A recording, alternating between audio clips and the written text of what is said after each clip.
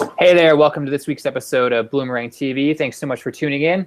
I'm Steven, as always, your host, and we're coming up on Giving Tuesday.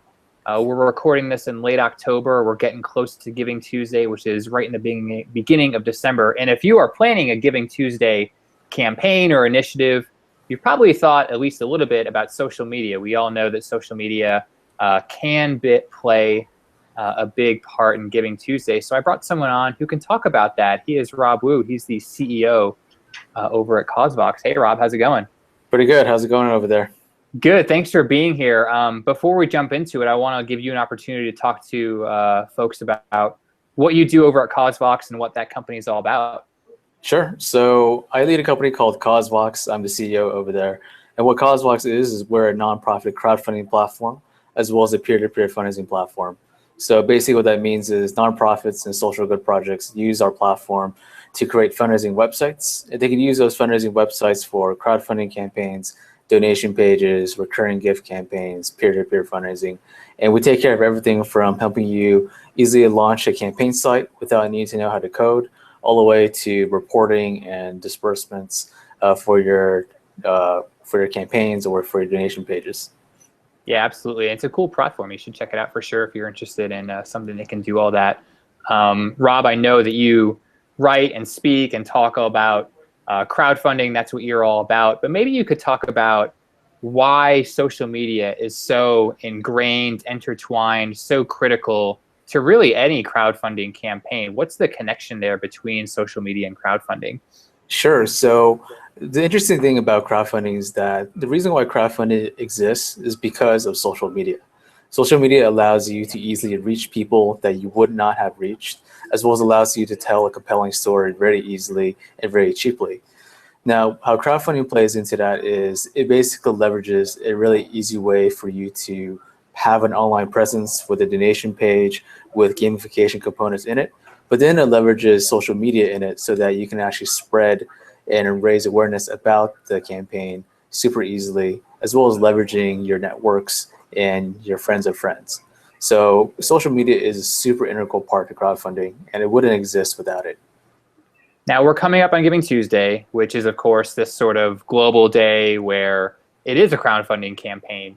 And like I said in sort of the intro, it seems like you're not really going to be successful on Giving Tuesday if you don't leverage social media correctly. Would you agree with that statement? Is that a fair statement to make? Yeah, 100%. So Giving Tuesday, the interesting about it is it's one of the biggest, if not the biggest giving days of the whole year, mainly because there's just so many different nonprofits, tens of thousands that participate in the Giving Tuesday campaign. Social media is an important part of Giving Tuesday because the first reason is because Giving Tuesday itself is a hashtag. They want everybody to make sure that they know that this is a social media driven campaign. So if you look at givingtuesday.org, everything is hashtagged out. And what that means is that they're pumping a lot of publicity to the hashtag. A lot of people are becoming aware of it. So because of that, when you're running a Giving Tuesday campaign, you should make sure that you focus on social media of it, because then you can leverage some of that press and publicity and awareness. And once you do leverage social media for it, you can use your own networks, but then you can use certain techniques in social media to leverage influencers, as well as to leverage different conversations that people are having on trending topics like Giving Tuesday. So put yourself in the shoes of a nonprofit. It's maybe a couple weeks out from Giving Tuesday. You're a nonprofit. You are active on social media. So maybe you have a Facebook page, a Twitter page, Instagram, all those.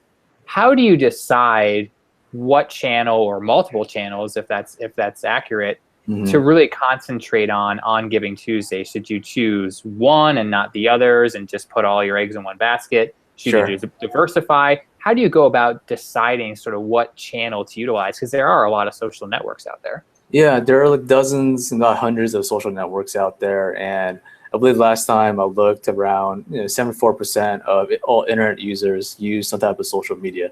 So a lot of people are on it. In terms of, if you're just a few weeks out, if you're a nonprofit just getting started with Giving Tuesday, then the best thing to do is really look at what channels you typically use already. Because the channels you typically use are probably channels that your supporters are on. you kind of want to go to where people are having conversations or having activity. So if you're a nonprofit that uses Facebook heavily, and you're seeing in your Facebook insights and analytics that people are engaging with posts, people are liking the things that you post throughout the year, then that probably means that you want to leverage that social media channel, Facebook, as a way to spread your message and raise awareness. You can also do the same thing with Twitter too. Twitter has analytics too. So if you've been using Twitter, you can kind of have a better idea of your engaged followers as well as what people are interested in. And then you can use that insight to really craft a message for Giving Tuesday. Now, if it's a few weeks out for Giving Tuesday and you haven't really invested the time into, let's say, a social media channel like Instagram or Google Plus or whatever else is out there, then it might be a little too late to do that for this year. In a nutshell, if you're a nonprofit, which is a few weeks out, I would encourage you guys just to focus on the channels that you have the most type of activity.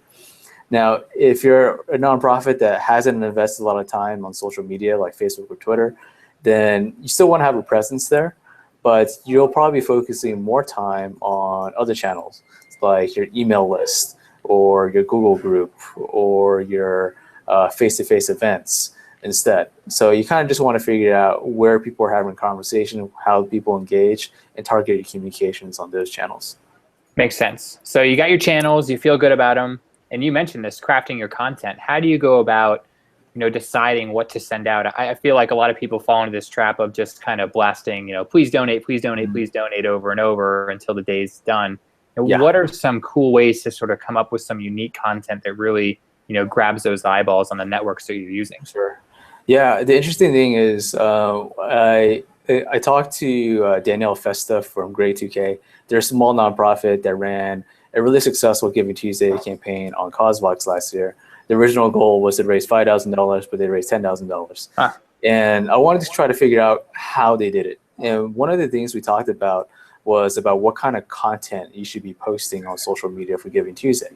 And she recommended that there's basically two types of content when you're trying to figure it out.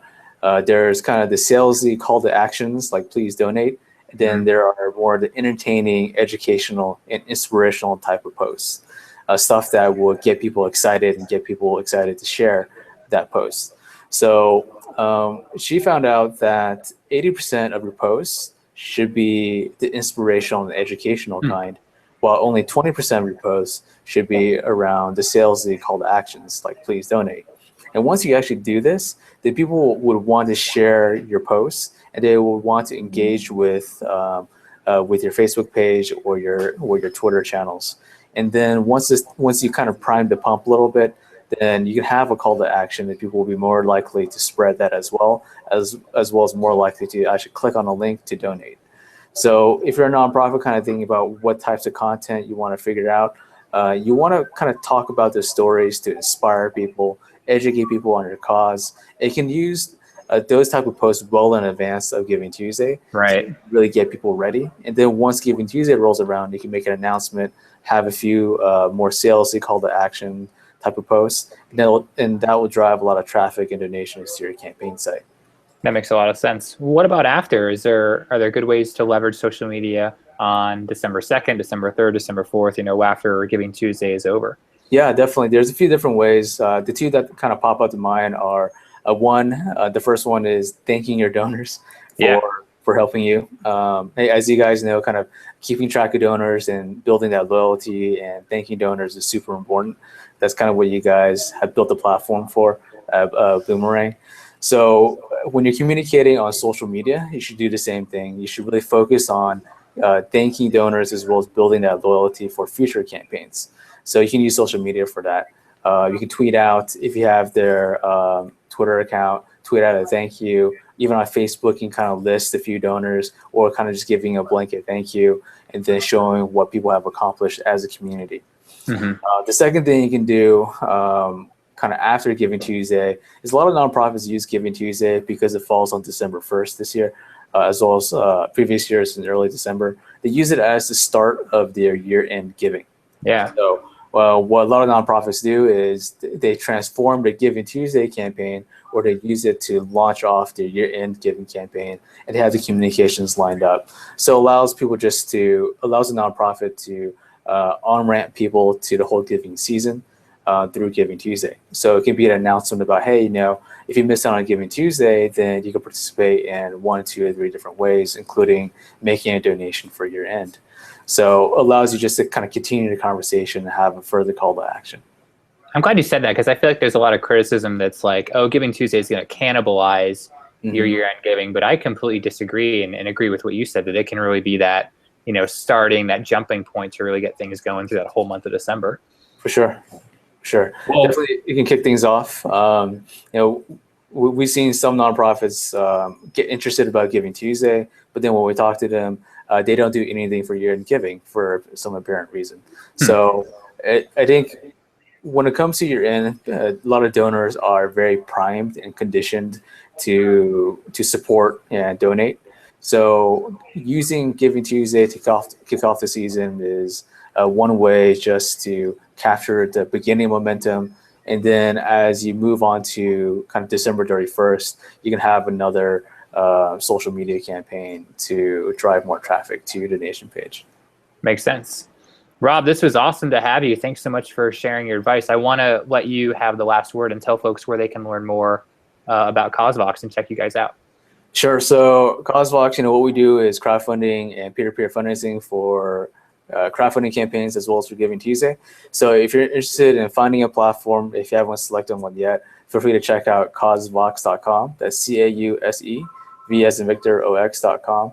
And also on our blog and also on our Learning Center, we have tons of resources on how you can launch a Giving Tuesday campaign, how you can use social media, Twitter, Facebook, LinkedIn, to really drive traffic, as well as how you can tell stories too.